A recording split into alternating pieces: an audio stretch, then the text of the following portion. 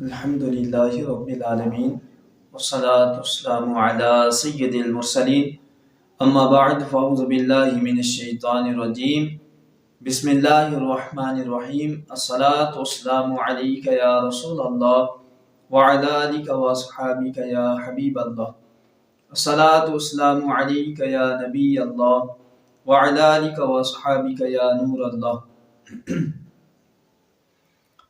سرکار دو عالم نور مجسم شاہ بنی آدم رسول محتشم صلی اللہ تعالی علیہ وسلم نے ارشاد فرمایا، جس نے دن اور رات میں میری طرف شوق و محبت کی وجہ سے تین مرتبہ درود پاک پڑھا تو اس کے اس دن اور اس رات کے گناہ معاف ہو جائیں گے۔ صلو علی الحبیب صلی اللہ تعالی علی محمد صلی اللہ تعالی علیہ وسلم۔ حضرت سیدنا عثمان غنی رضی اللہ تعالیٰ عنہ نے ایک مقام پر پہنچ کر پانی منگوایا اور وضو کیا، پھر یک مسکرانے اور رفقا سے فرمانے لگے، جانتے ہو میں کیوں مسکرایا؟ پھر اس سوال کا خود ہی جواب دیتے ہوئے ارشاد فرمایا، ایک مرتبہ سرکار دو عالم صلی اللہ تعالی علیہ وسلم نے اسی جگہ پر وضو فرمایا تھا اور وضو کے بعد آپ صلی اللہ تعالی علیہ وسلم مسکرائے تھے، اور صحابہ کرام علیہ مردوان سے فرمایا، جانتے ہو میں کیوں مسکرایا؟ صحابہ کرام علیہ مردوان نے عرض کی، واللہ اعلم ورسولہ اعلم، یعنی اللہ عز و جل اور اس کا رسول صلی اللہ تعالی علیہ وسلم بہتر جانتے ہیں۔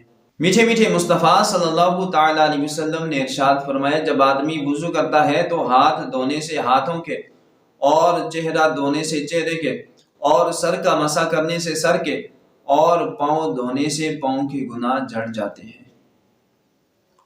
وضو کر کے خندہ ہوئے شاہ عثمان، کہا کیوں تبسم بلا کر رہا ہوں؟ جواب سوال مخالف دیا، پھر کسی کی ادا کو ادا کر رہا ہوں۔ صلو علی الحبیب صلی اللہ تعالی علی محمد صلی اللہ تعالی علیہ وسلم۔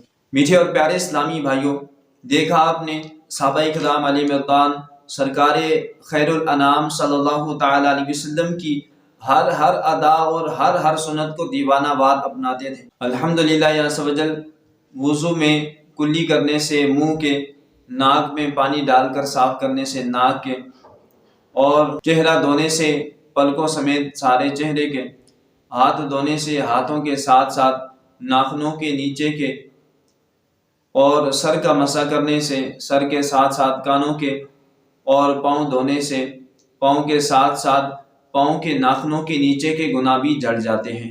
دو حدیثوں کا خلاصہ ہے، جس نے بسم اللہ کہہ کر وضو کیا اس کا سر سے پاؤں تک سارا جسم پاک ہو گیا، اور جس نے بغیر بسم اللہ کہے وضو کیا اس کا اتنا ہی بدن پاک ہوگا جتنے پر پانی گزرے گا۔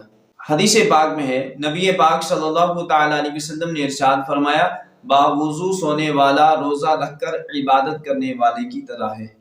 اللہ عز و جل نے حضرت سیدنا موسیٰ کلیم اللہ علی نبینا وعلیہ الصلوۃ والسلام سے ارشاد فرمایا، اے موسیٰ، اگر بے وضو ہونے کی صورت میں تجھے کوئی مصیبت پہنچے تو خود اپنے آپ کو ملامت کرنا۔